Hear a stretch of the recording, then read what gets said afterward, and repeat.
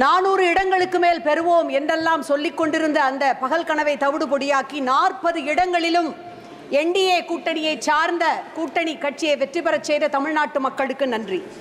பேரவைத் தலைவர் அவர்களே, சபையிலே மிக பிரதானமாக செங்கோல் வைக்கப்பட்டிருக்கின்றது. நாம் முடியாட்சியிலே இருந்து துறந்து மக்களாட்சிக்கு வந்து வெகு ஆண்டுகாலம் ஆகிவிட்டது. காழ்ப்பு உணர்ச்சியின்றி, விருப்பு வெறுப்பு இல்லாமல், பாரபட்சமின்றி இந்தியாவிலே இருக்கின்ற அனைத்து மாநில மக்களையும் ஒரு சேர நடத்த வேண்டும் என்பதுதான் அரசியல் சாசன சட்டம் நமக்கு தந்திருக்கின்ற மக்களாட்சியின் மகத்துவம். ஆனால் அதனை மறந்துவிட்டு தமிழ்நாடு, தமிழ் என்கின்ற சொற்களே இல்லாமல் இந்த நிதிநிலை அறிக்கை சமர்ப்பிக்கப்பட்டிருக்கின்றது. ஆகவே என்னுடைய தாய் தமிழில் அருந்தமிழே உன்னால் இருந்தேன், வானோர்தம் விருந்தமிழ்தம் தந்தாலும் வேண்டேன். Oh my dear precious mother tongue, I survive, thrive because of you. I wouldn't pledge it even for the nectar from heaven. எனும் 3000 ஆண்டு பாரம்பரிய மிக்க தமிழ் மொழியிலே என்னுடைய உரையை துவங்கி மேலும் தொடர்கின்றேன். இந்த நிதிநிலை அறிக்கையை சமர்ப்பிக்கும் முன்பாக கூட நம்முடைய நிதியமைச்சர் என்ன சொல்லி இருக்கின்றார்? The government is determined, I quote, to ensure that all Indians, regardless of religion, caste, gender and age, make substantial progress in realizing their life goals and aspirations, unquote. இந்தியாவிலே இருக்கின்ற மாநிலங்களில் ஒன்றான தமிழ்நாட்டின் தமிழர்களாகிய நாங்கள் அப்படி என்றால் இந்தியர்கள் இல்லையா? ஏன் புறக்கணிக்கப்பட்டிருக்கின்றோம்? இந்த நிதிநிலை அறிக்கையை 7வது முறையாக பட்ஜெட் தாக்கல் செய்திருக்கின்றார் என்று பெருமையோடு அனைவரும் கூறுகின்றார்கள். அது மகிழ்ச்சிதான். 8 முறை தமிழ்நாட்டிற்கு மாண்புமிகு பிரதமர் அவர்கள் வருகை தந்தும் ஒரு இடத்தில் கூட அவர்தம் கூட்டணி கட்சிகளை சார்ந்தவர்களை வெற்றி பெற செய்யவில்லை தமிழ்நாட்டு மக்கள் என்றுதான் ஜனநாயகத்தை உயர்த்தி பிடித்த, கூட்டாட்சி தத்துவத்தை உயர்த்தி பிடித்த, மத நல்லிணக்கத்தை உயர்த்தி பிடித்த தமிழ்நாட்டு மக்கள் பழிவாங்கப்பட்டிருக்கிறார்கள் என்று நாங்கள் சொல்லவில்லை, 8 கோடி தமிழ் மக்கள் சொல்லுகின்றார்.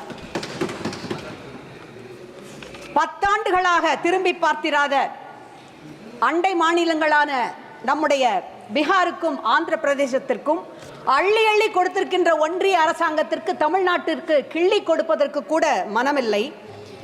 ஏப்ரல் மாத ஜிஎஸ்டி வசூல் மூலம் பீகார் மாநிலம் ஒன்றிய அரசிற்கு கொடுத்தது 1992 கோடி. ஆனால் தமிழ்நாடு கொடுத்தது 12,210 கோடி. பீகாருக்கு ஒன்றிய அரசாங்கம் இந்த நிதிநிலை அறிக்கையிலே வாரி வழங்கி இருப்பது 37,500 கோடி. தமிழ்நாட்டிற்கு சுழியம், அதாவது 0.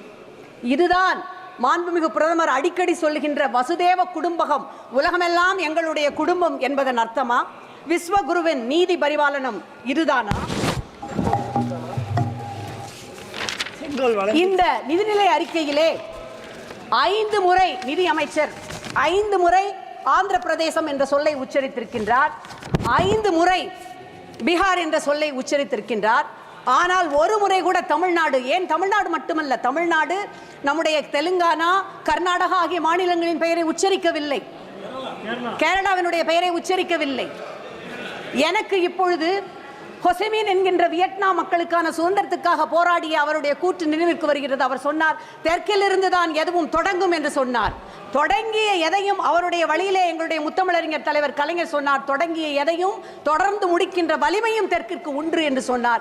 ஆகவே தான் தொடர்ந்த போராட்டமாக நிதி ஆயோக் என்னும் அந்த அமைப்பு 13 தளங்களிலே முதல் இடத்திலே இருக்கின்ற பெருமை தமிழ்நாட்டிற்கு உரியது என்று சொல்லி இருக்கின்ற அந்த நிதி ஆயோக் கூட்டத்தை எங்களுடைய தமிழ்நாட்டினுடைய முதலமைச்சர் புறக்கணித்திருக்கின்றார். அடுத்த அண்டை மாநிலத்தினுடைய முதலமைச்சர் அவர்களும் புறக்கணித்திருக்கின்றார்கள். எங்களுடைய அன்பிற்குரிய மாநிலங்களான சிக்கிம், ஹிமாச்சல் பிரதேசம், உத்தரகண்ட் ஆகிய மாநிலங்களுக்கு பேரிடர் மேலாண்மை நிதி வழங்கப்பட்டிருக்கின்றது. அதிலே எங்களுக்கு மனமாச்சரியம் இல்லை, மனக்குறைபாடு கிடையாது. ஏனென்றால் அனைத்து மாநிலங்களையும் சகோதர உணர்வோடு பார்க்கின்றவர் தான் எங்களுடைய முதலமைச்சர்.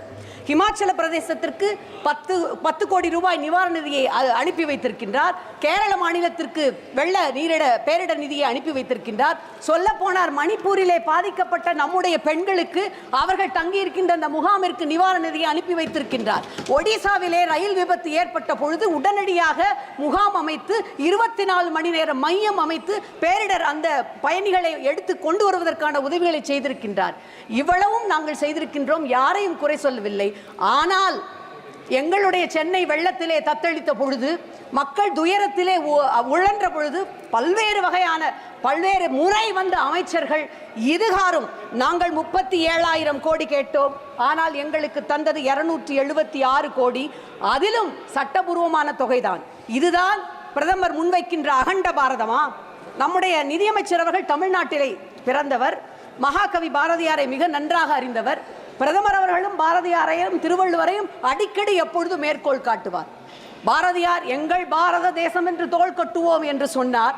அதே பாரதியார் தான் நெல்லை பரளி நெல்லையப்பருக்கு எழுதிய கடிதத்திலே சொல்லுகின்றார், தம்பி நான் ஏறு செய்வேனடா, தமிழை காட்டிலும் ஒரு மொழி மிகச் சிறப்பானது என்று சொல்லும் பொழுது எனக்கு வருத்தம் உண்டாகின்றது.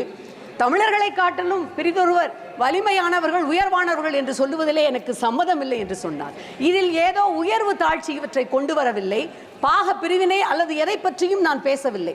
ஆனால் உரிமை என்று வரும் பொழுது நம்முடைய உரிமைக்காக குரல் கொடுக்க வேண்டும். உங்கள் எதிரிகள் தான் உங்களுடைய ஆயுதத்தை தீர்மானிக்கிறார்கள் என்னும் செகுவாராவினுடைய அந்த சொற்றொடரை பின்பற்றி இன்றைக்கு நாங்கள் எங்கள் உரிமை குரலை இங்கே ஒலிக்க வேண்டியவர்களாக இருக்கின்றோம். கூட்டணி கட்சிகளை மட்டுமே திருப்திப்படுத்த சமர்ப்பிக்கப்பட்டிருக்கின்ற இந்த பட்ஜெட்டை நான் it is not an all India budget, it is an alliance budget என்று சொல்லுகின்றேன். ஏனென்றால் கூட்டணியிலே அங்கம் வகிக்காத ஓர் இடத்திலே கூட இந்த என்டிஏ கூட்டணியை வெற்றி பெற செய்யாத எங்களுடைய தமிழ்நாடு முற்றிலுமாக புறக்கணிக்கப்பட்டிருக்கின்றது.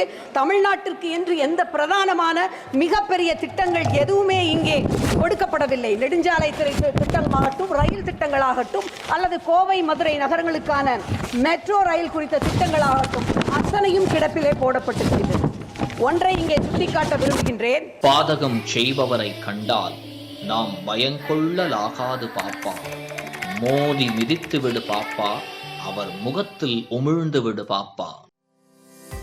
அண்மை செய்திகளை உடனுக்குடன் தெரிந்து கொள்ள இணைந்திருங்கள் இயம்நாடு தொலைக்காட்சியுடன்.